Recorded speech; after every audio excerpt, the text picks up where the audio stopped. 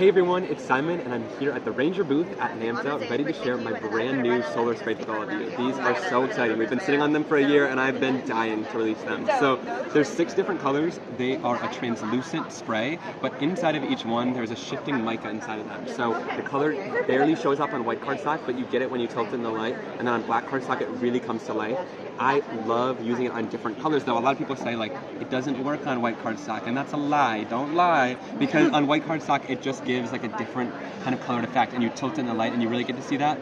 But I love the white look because you can put a bold focal point on this if you wanted to put a bolder flower, whereas like putting that on this would be kind of crazy. So it's nice because it keeps it nice and subtle. But then you go in and spray them and show you guys what they look like on different colors here. So I'm gonna go in with white and black cardstock.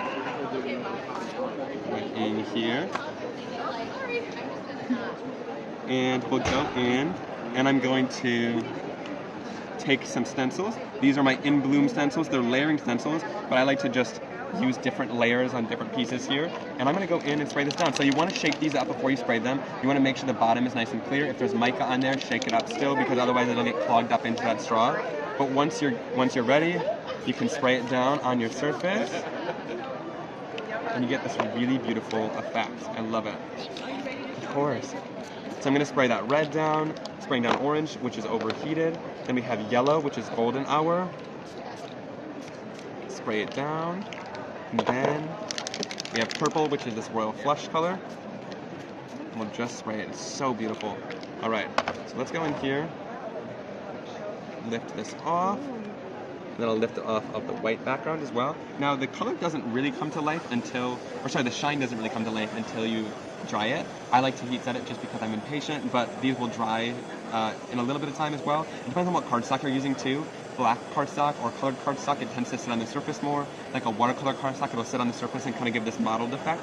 I like my cardstock. This is Simon Hurley Stark White cardstock because it soaks in the color right away. So if you want a smoother coat of color like this, if you don't want it to be that marbled look, then you'd want to use this cardstock. If you want more of a marbled look, use like a watercolor cardstock or a different kind of white cardstock. I also like this because it seeps right in, so if you're using a stencil with the white cardstock, it'll keep your lines nice and crisp. But always test your mediums on different cardstocks, because you're going to get completely different looks no matter what. Like if you're using a watercolor cardstock, it'll give you a different look. But I always like to encourage to kind of test out different cardstocks, because then you know, because it's like if you want that to sink right in, you would use that. Now I'm going to go in with the excess here, just taking that stencil, and I'm just going to lay it right down onto the black, give it a little bit of pressure, and then leave this off to the side to dry. You don't want to do that with a paste, because a paste will dry and harden, but this spray will always be reactive with water, so you can always go through and kind of do these effects and lift it off. You don't want to lift it off right away because then it'll just puddle at one end, but if you leave it down, you'll get all of that detail in that stencil still, and then you can go back on top of the surface and do more designs on top of it to fill in if you have like a layering stencil and you want to fill it in more. And then the awesome part about it is you can watercolor with it, so just by smooshing down your ink colors onto your surface, like this, and then I'll show you yellow too, because I want to show you, like if you use purple and yellow usually are like a big no-no, but this is a liquid, but the mica inside of it is solid, so it's not going to react with your inks like a regular ink would, so it's not like liquid on liquid there, because even though this is technically liquid, the mica inside won't mix and kind of react with it. And it's a clear base, right? And it's a clear base, yeah. So you won't affect any of your colors when you do it. I have no idea where my... Oh. It's like I have more brushes in here, so I can just grab another one. But I'll go in and go in with a little bit of purple here. So we're mixing the purple and the yellow together. And so now you get yellow color with a purple shine.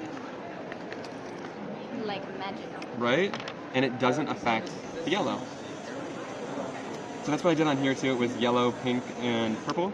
And then I did purple shine on top of it, so you get that purple color on top of any of your watercoloring that you do. So it's really fun.